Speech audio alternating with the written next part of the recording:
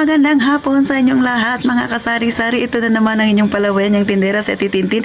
At syempre for today's video mga kasari, pag-usapan natin, pagchismisan natin ang pagpaparami ng ating paninda. Kaya kung ready ka na sa ganitong usapan, isa ka rin sa mga may tindahan kagaya ni Ate Tintin na maliit din. Pilit pinagsisiksik, pinagkakash ang mga paninda para mas dumami pa, makabili pa tayo ng maraming paninda. Huwag ka nang maya, mag-subscribe ka na sa palawayan yung tindera. Pakilike na rin ang aking video mga kasari kung relate ka sa ganitong sitwasyon ng inyong palawan niya tindera. At ito na, umpisa na natin ang masaya nating chismis. Kumusta kayong lahat mga kasari-sari? Ito na naman si Ate Tintin. At syempre, for today's video, magmamayabang si Ate Tintin. O diba, kahit malit yung tindahan, no, mga kasari, basta marunong kang mag-ayos ng yung tindahan, ay mas mapaparami mo pa yung lagayan, yung paninda. Syempre, pag didikit-dikitin mo yan, pagandahin mo ang itsura para maging kaiga-igaya sa itsura ng sa paningin ni customer, ay makakahatak ka ng marami pang customer. Pero syempre, depende din yan sa inyo. Depende din yan sa lugar ninyo. Kanya-kanya naman tayo ng opinion. Pero ito ay opinion naman ni Tintin, kaya isi-share ko na rin sa inyo. Baka sakali may makuha kayong idea, no? Gaya ng sabi ko mga kasari, ang tindahan ko ay maliit lang. Kung napapansin niyo, di ba? Pero sa totoo lang, no, marami nagsasabi na ang tindahan ni Tintin napakaliit pero maraming paninda. Pero ngayon, mas dadamihan ko pa ang paninda. Kasi nga, masaya si Tintin. Dahil syempre, tapos ko na ang aking permit, ang aking business permit. So, nakabayad na ako SSS SSS Pag-ibig at kung ano-ano pang mga hinihingi ng aking tindahan. Okay na ako doon. Kaya, may natitira pa si Tintin na kaunting halaga sa aking pitaka. Kaya, ipamili na natin ito mga kasari. Pero, alam nyo ba na kaninang umaga ay grabe talaga yung pagod ko. Nagumpisa akong naglinis mga kasari alas 9. Natapos ako ay alas 3 na ng hapon. Pero, proud ako sa sarili ko kasi naayos ko siya mga kasari at kaya ko inaayos yung mga paninda ko para makita ko kung ano pa yung mga paninda na pwede kong idagdag. So, ako kasi mga kasari, share ko lang no, hindi talaga ako mapakali sa tindahan pagka hindi ko naaayos yung itsura ng aking mga paninda. Gusto ko kasi ay makita ni customer kung ano yung mga paninda ko kasi gaya na sabi ko, di ba maliit lang yung space ng tindahan ko. So, gagawa ako ng paraan para mapansin niya yung ibang mga paninda ko.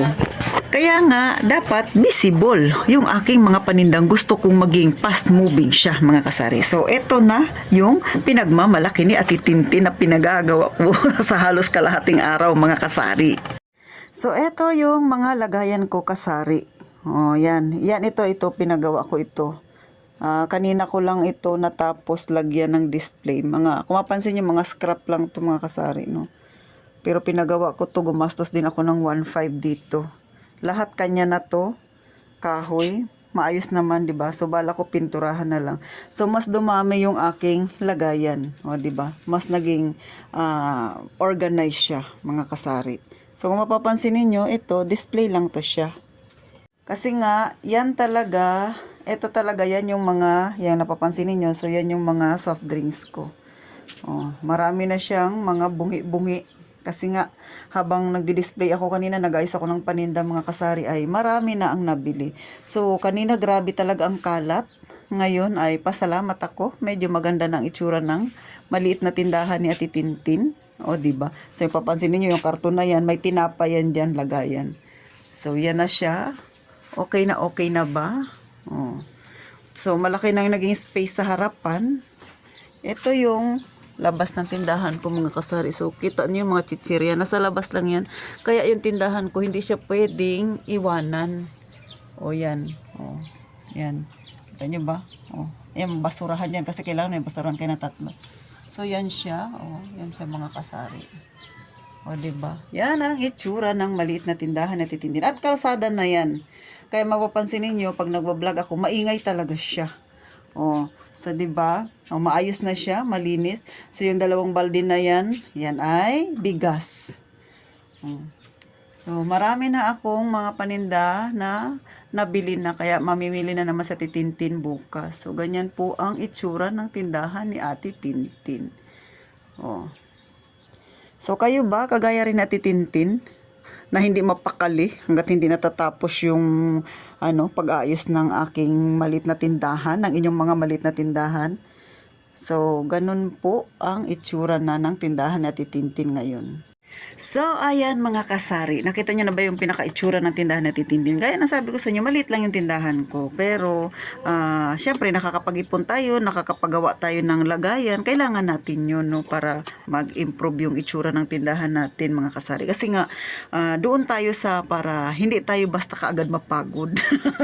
Kasi nga, pagka umaga, display, bago pagka gabi, tanggal na naman ako. So, naisip ko, magpagawa talaga ako ng lagayan. So, naging okay naman siya kasi maganda na siya tingnan sa harapan. Oh, pero sa totoo lang, no, yung tindahan ko, pangit talaga yung itsura mga kasari sa pag sa labas ka, no? Pero pag sa loob, yun nga, makikita mo na marami siyang paninda. Pero yung mga customer ko nagsasabi, no, Titin, maganda na yung tindahan mo, marami na siyang laman. Sabi nga nila, wag daw i-judge yung, yung book sa its cover niya, o diba? Pero totoo naman na yun. Kasi nga, kahit maliit yung tindahan, basta organized, maraming laman, kumpleto, mga hinahanap ni customer, ay tiyak na masiserbisyuhan ninyo ang inyong mga customer at lahat ng mga pangangailangan nila ay pwede mong maibenta sa kanila. At syempre, kikita ka ng malaki kasi hindi na nila kailangang pumunta sa iba pang tindahan dahil nasa iyo na ang lahat ng hinahanap nila. So, naimarites ko lang naman sa inyo mga kasarino kasi yung pagtitindahan talaga, nakakapagod talaga siya. Kahit pa sabihin ninyo na nakaayos na yung paninda ninyo, may time talaga na kailangan yung mag-ayos, maglinis. So, ganun. Lalo na nga napakalikabok mga kasarino. Kaya sa lahat ng mga wala pang tindahan na gusto rin magkatindahan, no, mga kasari, mas mainam na maging organized kayo sa inyong tindahan. Sa akin naman, sinishare ko lang sa inyo yung itsura ng aking tindahan. At kung napapansin niyo, marami na siyang kulang kasi kanina, namili na ako habang nagdi-display, may bumibili. So bukas, mamimili na naman sa Titintin para palaging puno ang ating maliit na tindahan. Hindi tayo magkukulang sa mga hinahanap ni customer sa atin para mas maraming paninda, mas maraming benta, mas marami tayong ipon. Hanggang dito na lang inyong palawan yung tindera. Magkita tayo sa sunod na vlog na Titintin. Kaya nga ng palagi ko sinasabi, mag-iingat tayong palagi, mga kasari.